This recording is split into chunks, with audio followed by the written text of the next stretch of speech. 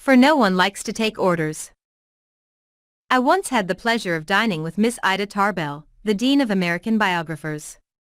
When I told her I was writing this book, we began discussing this all-important subject of getting along with people, and she told me that while she was writing her biography of O&D Young, she interviewed a man who had sat for 3 years in the same office with Mr. Young.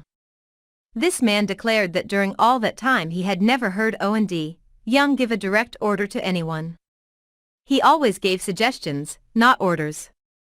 O&D Young never said, for example, do this or do that, or don't do this or don't do that. He would say, you might consider this, or do you think that would work? Frequently he would say, after he had dictated a letter, what do you think of this? In looking over a letter of one of his assistants, he would say, maybe if we were to phrase it this way it would be better.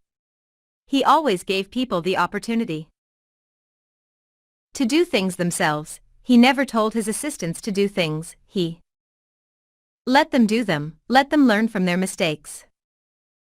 A technique like that makes it easy for a person to correct errors. A technique like that saves a person's pride and gives him or her a feeling of importance. It encourages cooperation instead of rebellion. Resentment caused by a brash order may last a long time even if the order was given to correct an obviously bad situation. Dan Santarelli, a teacher at a vocational school in Wyoming, Pennsylvania, told one of our classes how one of his students had blocked the entranceway to one of the school's shops by illegally parking his car in it. One of the other instructors stormed into the classroom and asked in an arrogant tone, whose car is blocking the driveway?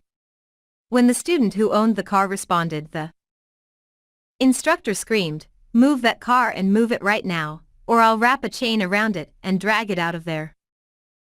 Now that student was wrong. The car should not have been parked there. But from that day on, not only did that student resent the instructor's action, but all the students in the class did everything they could to give the instructor a hard time and make his job unpleasant. How could he have handled it differently?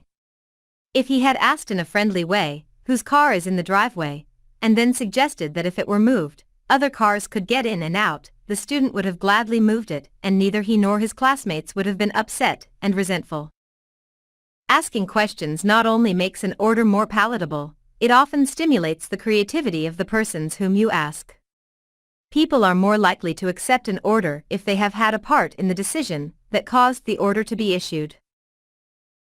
When Ian MacDonald of Johannesburg, South Africa, the general manager of a small manufacturing plant specializing in precision machine parts, had the opportunity to accept a very large order, he was convinced that he would not meet the promised delivery date. The work already scheduled in the shop and the short completion time needed for this order made it seem impossible for him to accept the order. Instead of pushing his people to accelerate their work and rush the order through, he called everybody together, explained the situation to them, and told them how much it would mean to the company and to them if they could make it possible to produce the order on time. Then he started asking questions. Is there anything we can do to handle this order? Can anyone think of different ways to process it through the shop that will make it possible to take the order?